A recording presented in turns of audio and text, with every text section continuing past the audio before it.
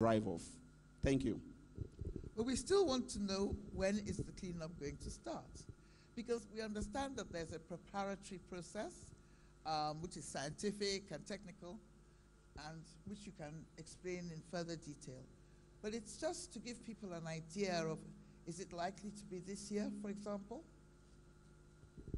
Okay, there are two dimensions to this thing. For us to say remediation is starting, there are procurement processes involved, there are technical processes involved, and there are community issues involved.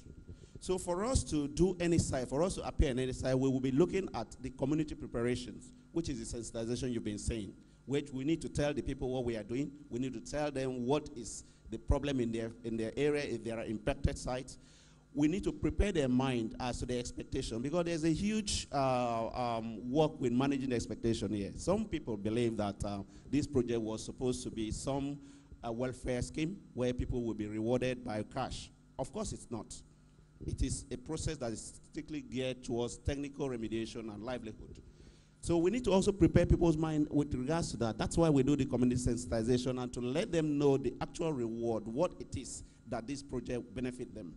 Then we now look at the technical preparation. The technical preparation means that when UNEP came, they did an assessment and they came up with data. They came out with parameters that were impact that they used for the reference. Those parameters that were determined in 2011, same parameters in 2018, are they the same? Are they still valid? Obvious thing is that we will update that database, and that is a technical preparation. So we go back to those sites and we collect further samples. And we take those samples to the laboratory and we analyze them, and we then look at the current contamination data for that site. So that's a technical preparation. Then there is the government process, the procurement process. For you to award, for you to spend public money in Nigeria, there is a law that guides that. It's called the Procurement Act. It defines the way you spend public money, so there is confidence in that process.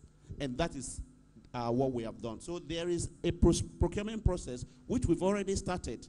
If you listen to the statement from the Honorable Minister of Environment, we have commenced advertisement for remediation companies. We have commenced advertisement for water companies. We've commenced advertisement for water health companies. And for the remediation company, we've gone ahead, we've done the pre-qualification, and we've had that list published on our website. For the water company and health company, we are just about publishing the same list. What that means is that those processes have to be followed. And after the pre-qualification, there are two further processes that need to be followed. So it's a three-step process. First step process is a pre-qualification. Second step is a technical evaluation. So for these companies that we are talking about, do they have the technical capacity to do what we are asking them to do, or what they are telling us they could do? We will have to determine that. Government say we have to determine that. After we determine which companies have the technical capacity, we now look at, do they have the commercial, do they have the financial weight to pull through this thing that they say they are doing? That's the step 3. And once we have done that, the companies that have scaled step 1, step 2, step 3 become the companies of interest to us, which are the companies selected. That process is what we are hoping to conclude by the end of next month, hopefully. Once we now have the companies selected, we have prepared the site technically, we have prepared the community by way of sensitization, then we are off to go, and that is what we've been doing all this while. So that is the other part of the question. Okay, well, thank you for that. Now, what I've discovered is that a lot of people have not actually read the UNEP report, either because they can't or for whatever reason. Can you summarize it for us here?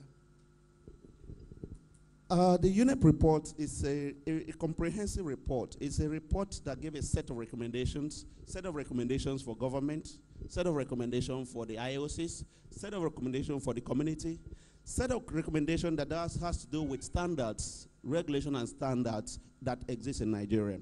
And put together all of this, government of Nigeria implemented it by setting up HIPREP.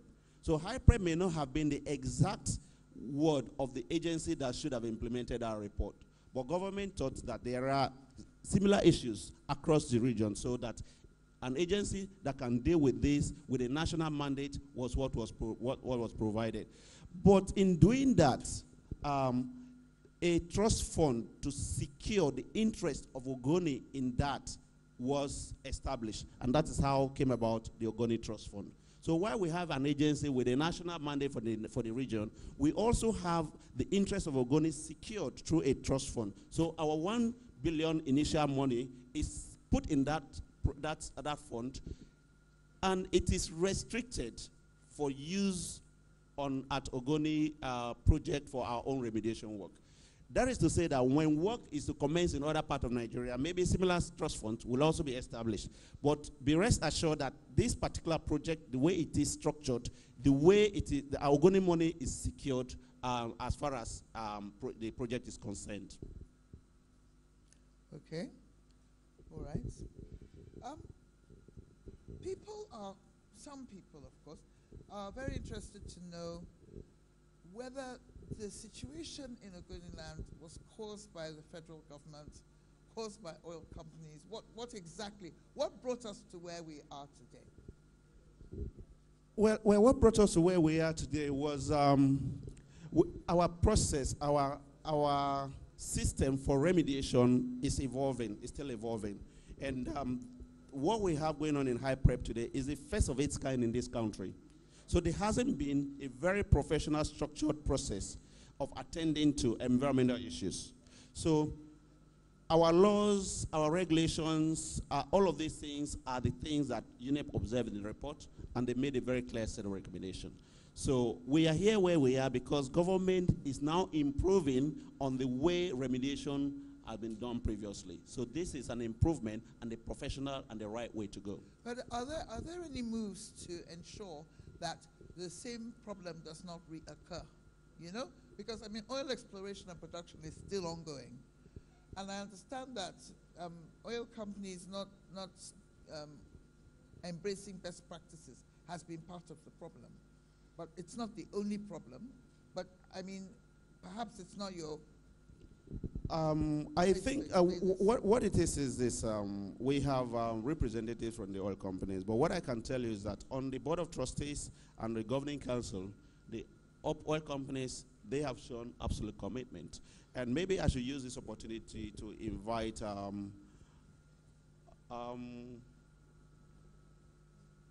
the Shell representative to just tell us a little bit about what it is, their contribution and their efforts in making sure that this project stays on course. Dr. Vincent Wamboise, can we have you just have a chat and tell us what it is your people have been doing for Ogoni people, ensuring that this project stays on course? And then perhaps afterwards you can tell me and ask what the federal government is doing to make sure that the oil companies stick to their commitment to improve things. Yeah, good morning, our royal fathers and the government principal officers here present. I'd like to stand on the existing protocol. It is the SPDC's commitment to ensure that the success of the implementation of the UNEP report happens. And like we do know, is a multi-stakeholder agenda led by the federal government. We are intertwined with the processes that are ongoing to understanding the remediation practices, the technology, assessment of the sites, to have a formidable and sustainable cleanup. We have assigned to the high prep team a renowned chief engineer who is working with high prep to ensure that the right things happen. And as you have heard from the president of MOSOP, and as well as from the president of Kakote, the contributors of the trust fund have paid their portions of their contribution this year. So if you assess the trust fund in the escrow account, you will see $170 million already contributed. So this is what I can say in terms of our efforts to collaborate with high prep to delivering the success of this program. Thank you. Thank you very much. Anyway, I don't want to get too political, but I was going to say that, I mean, this level of pollution doesn't happen in countries where the government does its job as a regulator. And I just hope that our government is willing to play that role, that regulatory role, more vigorously in future. Okay? Now, sorry, Marvin, could you please tell us, what does pollution do to human beings? We've heard what it does to the environment. What does it do to people? Pollution, just like it affects the environment, affects our health. Pollutants get into our food chain, and once in the food chain, it also affects your system. That's why UNE recommended a health impact study, possible link between the contaminants in the soil and disease patterns in the communities. That's a highly scientific process that you couldn't just say there was this disease is caused by pollution. No, you just couldn't do that until a very detailed study is done. But yes, pollutants that get into the food chain could affect our health. That's my response. Okay, sorry. Okay. There's been talk of, well, can you be a little bit more specific? I mean, I know you're not a doctor, but it's quite good for people to know what sort of diseases, for example, can people who are subjected to contaminated water suffer?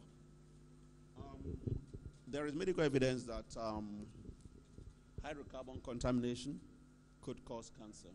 Right. Okay. So that is there. There are other things, but like I said, this has to be. This only could be confirmed when there is detailed study. You couldn't just assume those sort of connections. Okay. All right. Now, the word on the streets, another thing that people keep on asking, when is the cleanup going to start? When is the cleanup going to start? I think what they mean is, when are we going to see machines arriving and doing dramatic things? But another question that people constantly ask is about money. And I'd just like you to explain how the whole money thing works. The word on the streets is that HYPEP is being very generously funded, and people want to basically know, where's the money? Okay, the way HYPEP is structured with different governing structures, the Board of Trustees, whose job is to collect the money from the IOCs and other contributors. And we have a governing council that have the power to approve our work, and we have the project coordination office that does the day-to-day implementation. I've explained this in a previous interview. It's like the project coordination office want to buy shoes. I used this recently. So if I want to buy, as a project coordination office, I want to buy 10 pair of shoes. I will do a request, a memo to the governing council, and tell the governing council, project or coordination office would like to buy 10 pair of shoes. And the governing council will sit down, they will look at my request. I say, why do you need 10 pair of shoes? We think you should only have 2 pair of shoes. In any case, you should start with 1 pair. So I'm approving for you 1 pair of shoes. It is the governing council that will then notify the Board of Trustees and say, we have approved money for the project coordination office to buy 1 pair of shoes. Please release the money for 1 pair of shoes for the project coordination office. It is only then that I get money for 1 pair of shoes. So what that means is that neither the governing council, the Board of Trustees, or the project coordination office on their own could collect money from HYPEP account. So we all three must agree and approve of every expenditure before it is made. That means that our money is safe. The process is transparent. The process is secured. And I want to use this opportunity to assure us, there have been rumors out there that $10 million here, $10 million there. It is neither here nor there. $10 million initially remitted to the Board of Trustees for us to as take-off grant. The money is held at the Board of Trustees, and for every activity that we need to do in the Project Coordination Office, equivalent money only approved by the Governing Council is released to us to work. When we expend that, we give a report back to the Board of Trustees, back to the Governing Council, that the out of 10 million, for example, if they give us 1 million, after spending the 1 million, we retire that to the Governing Council and to the Board of Trustees. We spent 1 million, and they have it in the account. So for anybody that needs to know money that has been sent to High Prep, all you need to do is approach our office through the, approach the Board of Trustees through our office. Board of Trustees will tell you how much money they received, how much they have given to us, and how much is the change. So every account of High Prep is accurate, is safe. And I want to use this opportunity to assure all of us that all issues about $10 million here and there does not exist.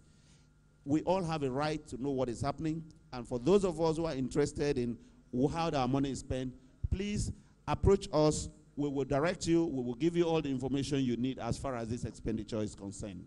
Thank you.